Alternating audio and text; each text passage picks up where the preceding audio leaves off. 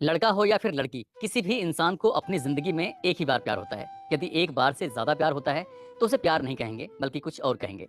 आज की जो कहानी मैं आपको सुनाने जा रहा हूँ, ये कहानी एक ऐसी महिला की है, जिसको प्यार हो जाता है।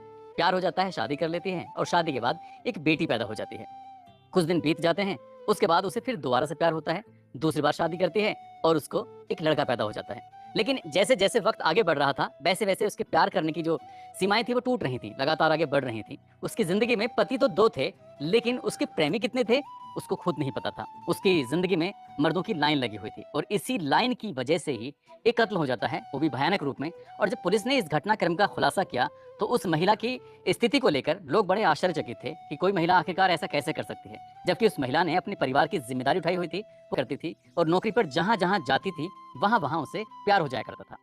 आदाब, नमस्कार, सत श्री अकाल, मैं उस्मान सैफी। आज की जो सच्ची घटना मैं आपको सुनाने जा रहा हूँ, ये सच्ची घटना है राजस्थान प्रदेश का एक ज़िला है, खैरथल तिजारा। दरअसल इसी का ही एक थाना लगता है, खैरपुर अहीर, और यहाँ से लगभग 2 किलोमीटर के दूर के पास से तो उसकी नज़र पहुँचती है एक व्यक्ति पर, जो कि रोड के किनारे पड़ा हुआ था। गर्दन उसकी कटी हुई थी, खून से वो लथपथ था। तो तुरंत ही उस व्यक्ति ने कंट्रोल रूम को फ़ोन करता है और कंट्रोल रूम को फ़ोन करने के बाद कहता है कि साहब, यहाँ पर एक लाश पड़ी हुई है। 28 जून 2024 की रात लगभग 12 बजे के आसपास वो फ़ोन किया गया था।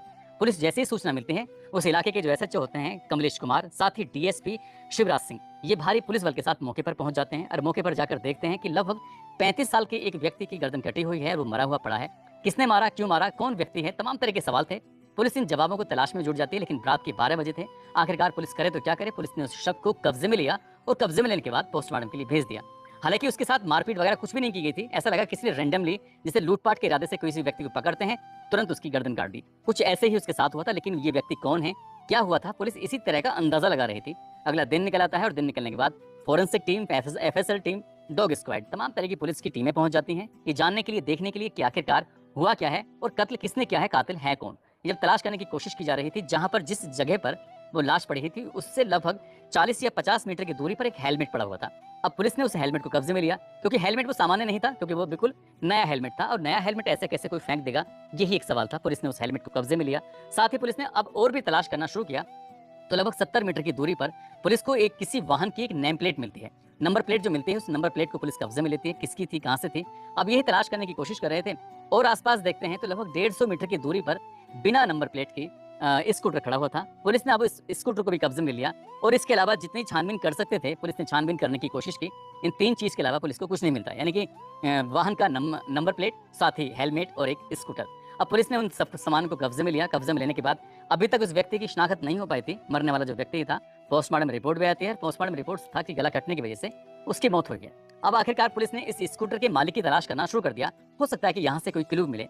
तो पता चलता है कि ये स्कूटर जो होता है, एक शशि नाम की एक महिला का स्कूटर होता है और इस स्कूटर के संबंध में जानकारी जुटाई जाती है। तो कोई ऐसा एफआईआर नहीं था, कोई चोरी का या फिर किसी तरह का एफआईआर नहीं था। पुलिस ने जब इसके एड्रेस के हिसाब से, जो एड्रेस होता है, पुलिस वहां पहुंचती है।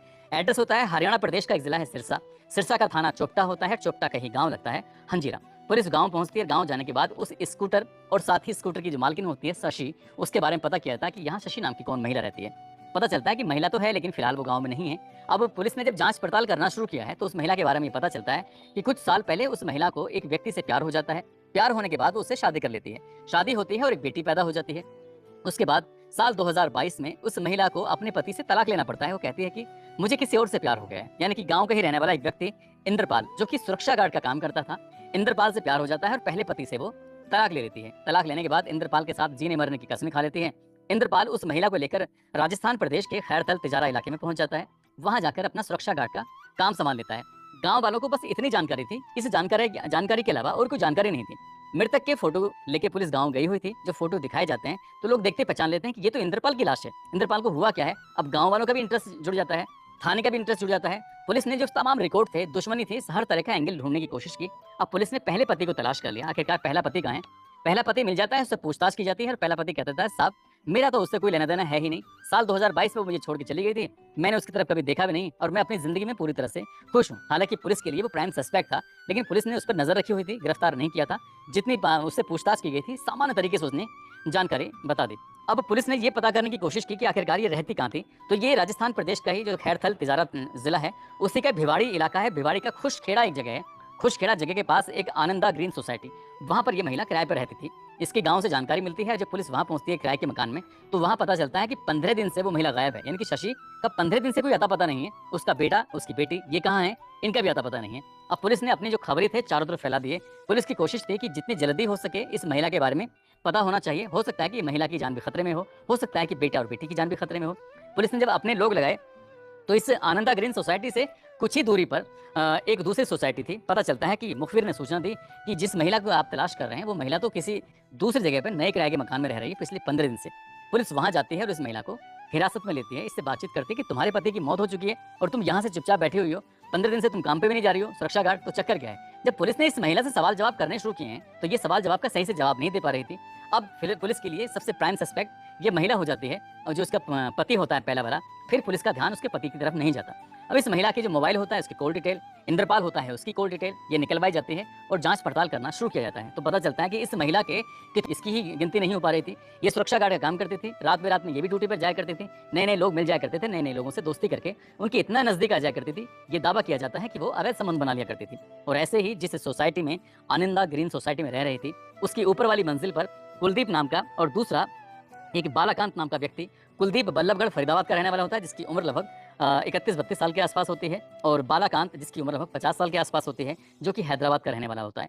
जब रोज रोज उतरते थे, उतरने के बाद वो भी अपनी ड्यूटी पे जाया करते थे, शशि पर उनकी नजर पड़ती है और शशि उन्हें दिल दे बैठती है। दोनों ही रूम पार्टनर होते हैं, दोस्त होते हैं, उन दोनों से एक साथ वो प्यार कर बैठती है। था जब उसका इंद्रपाल पति नहीं होता था तब वो घर में आया करते थे, उसके साथ उनका अवैध संबंध होता था। इंद्रपाल को ये बात कहीं ना कहीं खटकने लगी कि ये थोड़ा सा अलग अलग रहने लगी है, कुछ ना कुछ बात है। अब इंद्रपाल ने ये पता करने की कोशिश की तो पता करते करते चलता है कि इसका तो कई लोगों के साथ अफेयर चल रहा है। इंद्रपाल अब रोका टोकी करना शुरू कर देता है, और जैसे ही इंद्रपाल रोका टोकी कर रहा था तो इस शशि को ही खराब लगता था। उसने कहा कि जब हमने तुम पे ही ऐतराज नहीं किया, क्योंकि अपने पति को छोड़ के वो दूसरे पति के पास आई थी, जब ऐतराज नहीं किया तो तुम दूसरे लोगों के साथ वहां जाने में क्यों ऐतराज करते हो। इस बात को लेकर कलेश होने लगा और एक दिन ये बिना बताए चुपचाप इस सोसाइटी से अपने दोनों बच्चों को लेकर निकल जाती है। दरअसल इसमें मदद करते हैं कुलदीप और बालाकांत, और वो एक पास की ही एक सोसाइटी होती है, वहां पे कमरा एक किराए पे दिलवाया जाता है और दिलवाने के बाद इस महिला को वहां रखा जाता है। अब उन दोनों के लिए बिल्कुल पूरी आज़ादी थी। जब उनका मन करता था उस महिला से मिलने के लिए उस सोसाइटी में चले जाया करते थे और किसी को इस बात की भनक तक नहीं थी। इंद्रपाल अपनी पत्नी को लेकर बहुत ज़्यादा परेशान हो जाता है। ऐसी कोई जगह नहीं थी जहां उसने अपनी पत्नी को तलाश नहीं किया। पत्नी मिल नहीं पा रही थी, टूट जाता है। एक दिन वो कुलदीप और बालाकांत से कहता है कि मेरी पत्नी को ढूंढवाने में मेरी मदद कर दो, तुम्हारा एहसान हो जाएगा। तब जब दोनों ये बात सुनते हैं तो वो कहते हैं कि तुम परेशान क्यों होते हो, एक काम करते हैं, तिजारा के पास एक बाबा रहते हैं, बाबा को बहुत सारी जानकारियां होती हैं, बाबा को अपनी पत्नी का फोटो दिखाना, नाम बताना, उसके बारे में बताना, बाबा 2 मिनट में चुटकी बजाते ही तुम्हारी पत्नी को हाजिर कर देंगे। जैसे ये बात आती है, घर पे स्कूटर खड़ा हुआ था, स्कूटर पर अब ये कुलदीप, बालाकांत साथ ही इंद्रपाल तीनों स्कूटर बैठ जाते हैं, और स्कूटर बैठने के बाद शेखपुर जो थाना होता है, शेखपुर अहीर, उसके लगभग 2 किलोमीटर फासले से रामबास झोपड़ी होती है। जैसे रात के अंधेरे में 11 साढ़े 11 बजे के आसपास वहाँ पहुंचते हैं। पीछे जो बैठा हुआ व्यक्ति था उसने चलते स्कूटर पर उसका गला रेतने के बाद उसकी हत्या कर देता है। हत्या करने के बाद वहां से आराम से निकल जाता है, ये सोचकर कि शायद कभी पकड़े नहीं जाएंगे। 150-200 मीटर दूर वो स्कूटर फेंक देते हैं, उसकी नंबर प्लेट जो थी उसको भी हटा देते हैं, हेलमेट था उसको भी फेंक देते हैं, जो भी पहचान थी उसकी पहचान को खत्म कर देते हैं, ये सोचकर कभी जिंदगी में पकड़े नहीं जाएंगे। लेकिन ये भी कहा जाता है कि अगर पुलिस अपनी सी पे आ जाए, यदि पुलिस ईमानदारी से काम करे तो कातिल चाहे जमीन की 7 तह के अंदर चली जाए, लेकिन हर हाल में कातिल सलाखों की गिरफ्त में होगा, पकड़ा जाएगा। और ऐसे ही इस पुलिस ने किया, जो कि खैरथल तिजारा की जो पुलिस होती है, शेखपुर की पुलिस जो होती है, उन्होंने बहुत कम समय में 24 घंटे से 36 घंटे में कातिलों को गिरफ्तार किया। गिरफ्तार करने के बाद जेल भेज दिया और साथ ही इस महिला को भी जेल भेजा, क्योंकि इस महिला का भी रोल था। अब बात आती है लड़की और लड़के की, जो उसकी गोद में पल रहे थे बच्चे, उनका क्या होगा। उन्हें चाइल्ड वेलफेयर कमेटी को सौंप दिया जाता है। उन बच्चों का भविष्य कैसा होगा आप सहज ही अंदाजा लगा सकते हैं। एक महिला ने अपनी चाहत, यानी कि अलग अलग मर्दों की चाहत में न केवल एक बेटी की जिंदगी बर्बाद की, बल्कि एक बेटे की भी जिंदगी बर्बाद कर दी। साथ ही पहले पति को भी उसने एक मझधार में लाकर छोड़ दिया, दूसरे पति को हमेशा हमेशा के लिए खत्म कर दिया। 2 व्यक्ति कुलदीप और बालाकांत, सलाखों के पीछे उनकी जिंदगी कटेगी, और हो सकता है कि ये महिला बाहर निकल के आ जाए, फिर से इसे नए मर्दों का शौक लग जाए, और हो सकता है फिर से कोई बड़ा अपराध कर बैठे। इसलिए हमारी पुलिस से गुजारिश है, इसलिए हमारी कानून से गुजारिश है कि ऐसे लोगों के खिलाफ सख्त से सख्त कार्रवाई करनी चाहिए, ताकि भविष्य में लोगों को सबक मिल सके, संदेश मिल सके कि बुरे काम का बुरा नतीजा चाहे वो कोई भी हो, उसे किसी भी कीमत पर बख्शा नहीं जाना चाहिए। जाते जाते आज सम्राट